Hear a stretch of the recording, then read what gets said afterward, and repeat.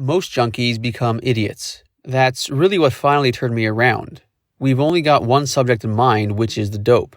Can't I be a little more smart about it? What am I doing hanging around with these losers? They're just boring people. Worse, a lot of these are very bright people, and we all kind of know that we've been hoodwinked, but then why not? Everybody else is hoodwinked by something, and at least we know we're fooling ourselves. No one's a hero just for taking dope. You might be a hero for getting off it. I love that stuff, but enough was enough. Also, it narrowed one's horizons, and eventually all you know are junkies. I had to move to broader horizons. You only know all this, of course, once you've gotten out of there. That's what that stuff does. It's the most seductive thing in the world. I can be as big-headed as Mick and flightly and everything, but you can't do that when you're a junkie. There are certain realities that come into play that keep your feet in the gutter even lower than you need to be. Not even on the sidewalk, in the gutter. And obviously, that was the period when Mick and I went off on almost perfect 180s. He had no time for me in my supposedly stupid state.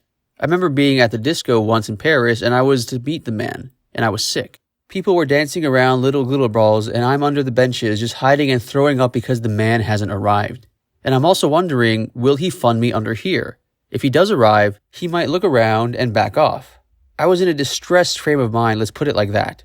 Luckily, he did find me. But being in that position and at the same time you're like numero uno in the world, you realize where you've sunk to. Just getting yourself into that position leaves a sense of self-loathing that takes a while to rub off. You'd do anything for that stuff. But I'm my own man, I'd say. Nobody can tell me what to do. And yet you realize you've put yourself in a position where you're in the hands of a dealer, and that's disgusting. Waiting for this guy and begging him? That's where the self-loathing comes in. Any way you look at it, junkies are people waiting for the man. Your world gets diminished to dope. Just that, by itself, becomes the whole world.